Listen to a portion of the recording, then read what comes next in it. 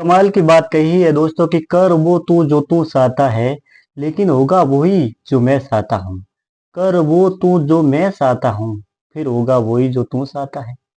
दोस्तों एक बार की बात है, एक सेठ जी का नौकर सेठ जी से कहता है कि मैं द्वारका जाना चाहता हूँ। तो सेठ जी बड़े खुश होके कहते हैं कि जा भाई, मैं तो अपनी उम्र में नहीं जा पाया, अपने काम में व्यस्त रहा, लेकिन तू जाके आ जा। तो वो नौकर जब रवाना होता है तो सेठ जी 100 रुपये उनको देते हैं और कहते हैं कि 100 रुपयों की प्रसाद मेरे भी सड़ा के आ जाना। अब नौकर सेठ जी के 100 रुपये लेके वहां से चल पड़ता है। पुराने टाइम की बात है तो सब लोग पैदल ही जाते थे, इसीलिए वो 2-3 दिन बाद वहां पहुंचता है। तो जैसे ही वो द्वारका से थोड़ा सा दूर रहता है तो वो देखता है कि कुछ एक लोग सड़क पे भूख की हालत में पड़े थे। उसने सोचा कि क्यों नहीं मैं इनको भोजन करवा दूं, मेरे पास 100 रुपये है।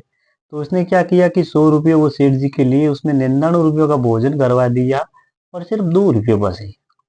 अब दोस्तों होता है क्या है कि वो 2 रुपये भगवान जी की प्रसादी चढ़ा के फिर वो वापस आता है। तो उसी रात द्वारकाधीश सेठ जी के सपने में आते हैं और वो कहते हैं कि सेठ जी, आपके 98 रुपये प्रसादी के रूप में मेरे पास आ गए। तो भगवान के दर्शन पाके सेठ जी बड़े खुश हुए, भगवान तो इतना कह के अलोप हो गए, वहां से चले गए। अब वो नौकर जब वापिस घर आता है, तब सेठ जी ने उनको हालचाल पूछा और फिर पूछा कि 99 रुपये प्रसाद में सड़ाए, 98 रुपये सड़ाए, तो 1 रुपया कहाँ चला गया। तो वो पूछते हैं कि 1 या 2 रुपये का तुमने क्या किया, बाकी 99 रुपये तो भगवान जी की प्रसादी में सड़ गए। तो उन्होंने कहा कि मैंने तो सिर्फ 1 रुपया ही द्वारकाधीश की प्रसादी में चढ़ाया था।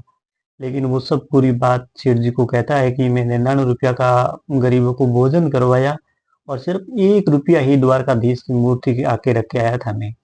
तब सेठ जी को बात समझ में आ जाती है कि असल में भगवान को समर्पित तो वही चीज होती है जो जरूरतमंद के पास जाती है, बाकी की सब चीजें सिर्फ दिखावा है।